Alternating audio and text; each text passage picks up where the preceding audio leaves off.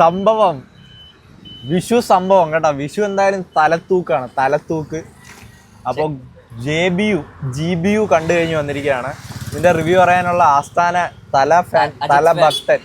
തലയുടെ ഞാൻ തല 2-3 പടം കണ്ടുള്ളൂ, ഇവൻ എല്ലാ പടം കണ്ടുണ്ട്. ചില ഡയലോഗിലൊക്കെ എല്ലാരും നിശബ്ദം, ഒരുത്തരുന്നിട്ട് കൈയടിച്ച് വിസിലൊക്കെ അടിക്കുന്നത്. തമിഴ് ഓഡിയൻസ് പോലും ക്ലാപ്പ് അടിക്കാത്ത ഇതിന്റെ നീ ക്ലാപ്പ് അടിച്ചിട്ടുണ്ട്. പടം പറ എങ്ങനെയുണ്ട്? പഴയ പടങ്ങളുടെ എല്ലാ റെഫറൻസും ഉണ്ട്, എല്ലാത്തിന്റെ. അത് ഞങ്ങൾക്ക് മനസ്സിലായി, അത് എനിക്ക് കണക്ട് ആയി പറയാം.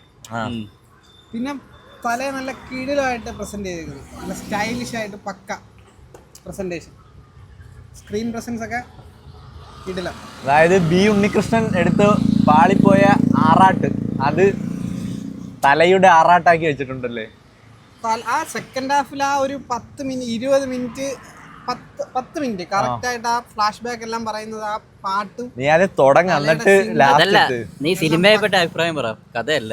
സിനിമ ഒരു പക്ക ഒരു mass masala entertainment, mass masala spoof entertainment അല്ല പറയുന്നത്. എന്റർടൈൻമെന്റ് അതായത് തല ഫാൻസിന് പക്ക ആയിട്ട് ഡൈജസ്റ്റ് ആവും, ബാക്കിയുള്ളവർക്കൊക്കെ കണ്ടുപോയി എൻജോയ് ചെയ്ത് തിരിച്ചു വരാം. എൻ്റെ ഒരു അഭിപ്രായം എന്ന് വെച്ചാൽ ഇത് കേരളത്തിൽ ഓഡിയൻസ് അത്ര കണ്ടോന്ന് എനിക്കറിയില്ല, പക്ഷെ തമിഴ് അജിത് ഫാൻ കണ്ടാവും, അജിത് ഫാൻ ആയിട്ടുള്ള. അല്ലാതെ ഈ മാർക്കറിന് വൈബ് ഇഷ്ടപ്പെടാത്ത ഏരിയയിലേക്ക് പോകരുത്, അത്രേ ഉള്ളൂ.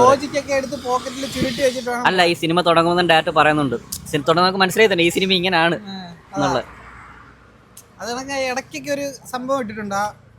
എനിക്കിത് കണ്ടപ്പോ ഇടയ്ക്ക് നിങ്ങളൊരു കാര്യം ശ്രദ്ധിച്ചോ, അജിത്ത് ഇങ്ങനെ അത് പറഞ്ഞു കഴിഞ്ഞാൽ സ്പോയിലർ ആവും. ഫോൺ വിളിച്ചിട്ട് ഇങ്ങനെ കട്ട് ചെയ്തിട്ട് ഇങ്ങനെ താഴോട്ട് നോക്കുമ്പോഴത്തേന് ഒരു വോയിസ് ഓവർ കൊടുക്കുന്നത്, അതൊക്കെ കിട്ടുന്ന. അത് നമ്മുടെ എമ്പുരാനി ലാലേട്ടന് പൃഥ്വിരാജ് കൊടുക്കാൻ ഉദ്ദേശിച്ച എന്താണ്, ഒരു gangster setup, world gangster setup. അത് എങ്ങനെ എടുത്തു വെക്കണമെന്ന് ഈ പടം കണ്ടാൽ മനസ്സിലാവും. കാരണം ആ ഒരു ക്യാരക്ടറിന് കൊടുത്തേക്കുന്ന ബിൽഡപ്പ് അത് ആനിമേഷനിലൂടെയാണ് കൊടുത്തേക്കുന്നത്. അങ്ങനെ ഒരു പരിപാടി എമ്പുരാനി കൊണ്ടുവന്നിരുന്നെങ്കിൽ, ഈ ഡ്രാഗൺ എന്നൊക്കെ പറഞ്ഞ് ചുമ്മാ ഹൈപ്പ് ഉണ്ടാക്കി ആൾക്കാരെ പറ്റിക്കുന്നത്, ഇതിലാണ് ഡ്രാഗൺ, റെഡ് ഡ്രാഗൺ എന്തോന്നല്ലേ നമുക്കത് മനസ്സിലാവും, ഭയങ്കര സംഭവം. അത് നമ്മൾ വിചാരിക്കും ഇന്ത്യയാണ് അല്ലെങ്കിൽ ഇന്റർനാഷണൽ ആണ്, അതൊന്നും അല്ല, അതിന് മേളിലല്ലേ. One of the best gangster elevation scene ever.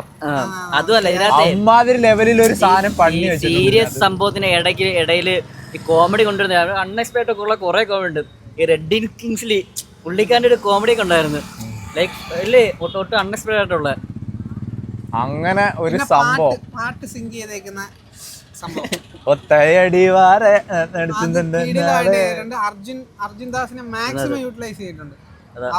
അവന്റെ അഴിഞ്ഞാട്ടോ പടത്തിൽ, തലയുടെ അവന്റെ അഴിഞ്ഞാട്ടം ശരിക്കും എല്ലാരും ശരിക്കും നമ്മുടെ ഈ മലയാള സിനിമയിലൊക്കെ അടുത്ത മാസ് പടങ്ങളിലൊക്കെ ഇതുപോലെ പഴയ വിന്റേജ് ട്രെൻഡിങ് പാട്ടൊക്കെ കൊണ്ടുവന്നാൽ തന്നെ മതിയല്ലേ ആൾക്കാർക്ക് പടം കാണാൻ ഒരു വൈബ് വരാൻ. ഈ മലയാളത്തിൽ ഇങ്ങനെ വിന്റേജ് പാട്ട് കൊണ്ടുവന്നെന്ന് പറഞ്ഞാലേ ഈ തമിഴ് ഡപ്പാങ്കുത്ത് പാട്ടുകളുടെ പ്ലേസ്മെന്റ് ആണ് ഇതിനെ ഇത്ര ഹൈലൈറ്റ് ചെയ്യുന്നത്. മലയാളത്തിലില്ലേ ഡപ്പാങ്കുത്തൊക്കെ ഫൈറ്റിനൊക്കെ ഇടാൻ പറ്റിയ കുറെ പാട്ടുകൾ ഉണ്ട്. മോഹൻലാലിന്റെ പഴയ പാട്ടുകളൊക്കെ ഉണ്ട്, പക്ഷെ സിംഗ് ചെയ്യണം. മമ്മൂട്ടിക്ക് എവിടുന്ന ഏത് പാട്ട്?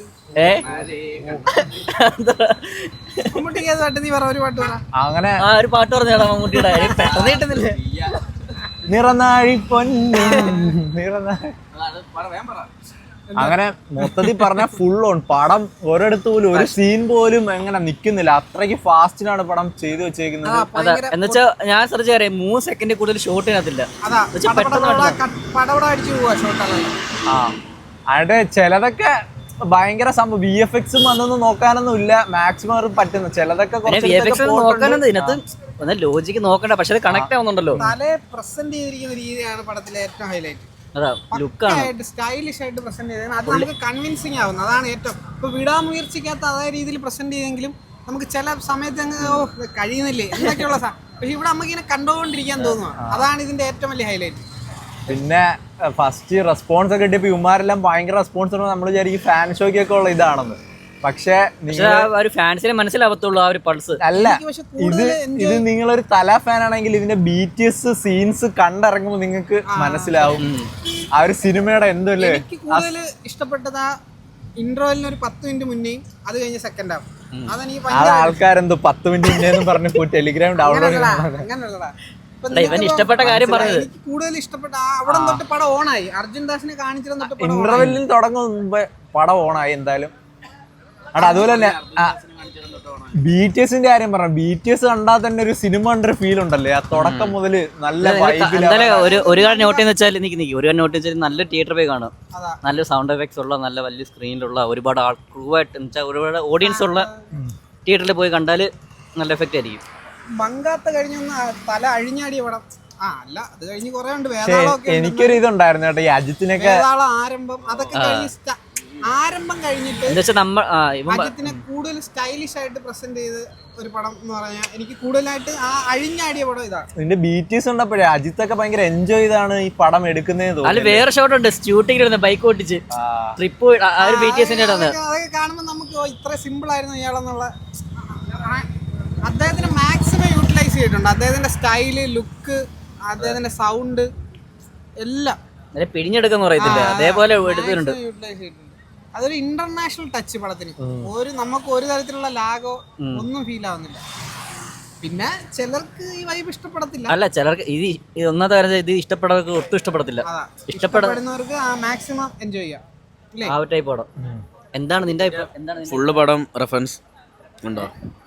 ആദ്യത്തിന്റെ ഫുള്ള് പടത്തിന്റെ അല്ല, വാലിയുണ്ട്, വേതാളമുണ്ട്, ബില്ലയുണ്ട്, അമർക്കളം. പിന്നെ പണ്ടോട്ട് കണ്ടവർക്ക് മാത്രമേ വാലിയുടെ റെഫറൻസ് ഒക്കെ കൊടുക്കുമ്പോ എനിക്ക് സത്യം പറഞ്ഞാൽ ഞാൻ മാത്രമേ ഇരുന്ന് കൈയടിച്ചോളൂ. അല്ല ഇവിടെ അല്ല എല്ലാവർക്കും ഇപ്പൊ തമിഴ് ഓഡിയൻസ് ഒക്കെ ഉണ്ട്. എനിക്കൊന്ന് അവരൊക്കെ ആ സമയത്തൊന്ന് ഡൗൺ ആയിരുന്നേ തോന്നുന്നു. അത് അന്നേരമാണ് അർജുൻ ദാസിനെ ഇവിടെ ചെറുതായിട്ട് നമ്മുടെ സോഷ്യൽ മീഡിയ സൂപ്പർ സ്റ്റാർ ആറാട്ടണ്ണനെ സ്ക്രീനിൽ കൊണ്ടുവന്നപ്പോ ഇവിടെ ഭയങ്കര വിവാദം നടന്നുകൊണ്ടിരിക്കുക. തമിഴിലെ മറ്റേ ആ റോക്ക് മ്യൂസിക് അത് എന്ത് വരുന്നത് അതിന്റെ സംഭവം പുലിപ്പുലി അവര് ട്രോളൊക്കെ ആയിക്കൊണ്ടിരുന്നേ. അങ്ങനെ സോഷ്യൽ മീഡിയയും എല്ലാം കൂടി ബ്ലെൻഡ് ചെയ്തിട്ടുള്ള ഒരു പരിപാടി. പുള്ളിക്കാരന്റെ പാട്ട് വേറെ ഉണ്ടോ തമിഴ് സിനിമ? റോക്ക് ബാൻഡ് ആണ്. അതുപോലെ തന്നെ കബാലിയിൽ പാടിയിട്ടുണ്ട്. അത് അടിപൊളിയായിട്ട്. പക്ഷെ തമിഴിൽ അതൊരു ട്രോൾ മെറ്റീരിയൽ ആയിട്ടിരുന്ന ഒരു സാധനമായിരുന്നു ആ പാട്ട്.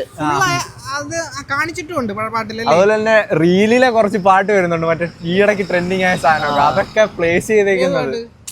അവസാനം ക്ലൈമാക്സ് ഫൈറ്റില് ഒരു കന്നഡ പാട്ടോ മറ്റേ അങ്ങനെ മൊത്തത്തിൽ ഓണാണ്. പക്ഷെ ബീജം ആരാ ഇത്? അനിരുദ്ധാണോ? അല്ല GV പ്രകാശ്. പക്ഷെ ബീജം അത്ര പോരായിരുന്നു. ഒരു സിഗ്നേച്ചർ ആയിട്ടും ഇല്ല. ആകെ ഒരു സാധനം വെച്ച് തന്നെ കളിച്ചതാണ്. ഭയങ്കരമായിട്ട് പറയാനില്ല. സോങ്സ് ഒന്നും അത്ര ഇതൊന്നും ആയില്ല. അജിത്തിന്റെ ഒരു അതൊക്കെ കൊള്ളാൻ ഇട്ടേക്കുന്ന. പക്ഷെ ഒരു എന്താ പറയാ അജിത്തിന്റെ ഒരു ടപ്പാങ്കുത്തുണ്ട്. അതൊന്നും അജിത്തിന്റെ ഇൻട്രോ സോങ് അതാ ഫസ്റ്റിലെ തന്നെ എനിക്ക് ഇംപ്രസ് ആയില്ലായിരുന്നു. പക്ഷെ അർജുൻ ദാസ് വന്നത് തൊട്ടാണ് ഞാനും ആ സിനിമയുടെ ഓണായി. അതിന്റെ ഇടയ്ക്ക് വെച്ച് എനിക്ക് ലാഗ് അടിച്ച് അർജുൻ ദാസ്. പിന്നെ നമ്മളെ ഒരു ഗസ്റ്റ് അപ്പിയറൻസ് ഉണ്ട്. അത് പക്ഷെ പറഞ്ഞു കഴിഞ്ഞാൽ സ്പോയിലർ ആയി നമ്മൾ പറയുന്നില്ല. പേട്ടയും വിക്രവും മെർസൽ പോലെ ഒരു ഫാൻ ബോയ് പടം. അതാ പക്ക ഫാൻ ട്രിപ്പ്. അല്ല അതുപോലൊന്നും അല്ല. ഫാൻ ബോയ് പടം പറയാം. പക്ഷെ എന്താണ് ആ ഒരു ടൈപ്പ് അല്ല. ഫാൻ ബോയ് പടം എന്ന് പറയുന്നത് നമുക്ക് അവൻ ഫാൻ ബോയ് ആണെന്ന് മനസ്സിലായതുകൊണ്ടാ, അല്ലാതെ പറ്റുന്നില്ല. റെഫറൻസ് എല്ലാം ഇട്ടിട്ടുണ്ട്. മാക്സിമം തല യൂസ് ചെയ്തിട്ടുണ്ട്, യൂട്ടിലൈസ് ചെയ്തിട്ടുണ്ട്, പക്കയായിട്ട് പ്രസന്റ് ചെയ്തിട്ടുണ്ട്. അതാണ്. പിന്നെ തൃശ്യുണ്ട്. പിന്നെ നമ്മുടെ അജിത്തിന്റെ മോനായിട്ട് അഭിനയിച്ചിരിക്കുന്നത് മറ്റേ ജൂനിയർ സെയ്ദ് മസൂദ്. നസ്ലിന്റെ റോളായിരുന്നു അത്. കൊള്ളാം. നല്ലൊരു അതായത് അവന്റെ കരിയർ പറയാൻ പറ്റത്തില്ല. ചിലപ്പോ മാത്യു ലിയോയ്ക്കകത്ത് ചെയ്ത കണക്ക് അങ്ങനെ പൃഥ്വിരാജ് പറഞ്ഞു ഇവൻ അടുത്ത സൂപ്പർ സ്റ്റാർ ആവുന്നു. അങ്ങനെ ചെക്കൻ നല്ലൊരു റോളിൽ വന്നിട്ടുണ്ട്. എന്തായാലും പക്കയായിട്ട് കാശ് വസൂല. പോയി നല്ലൊരു തിയേറ്ററിൽ പോയി കണ്ട വെർത്ത്. അത്രേ ഉള്ളൂ. അപ്പൊ എല്ലാരും വെയിറ്റ് ചെയ്തിരിക്കുന്ന ബസൂക്ക റിവ്യൂ നാളെ Vishu block buster bazooka review വരുന്നതായിരിക്കും.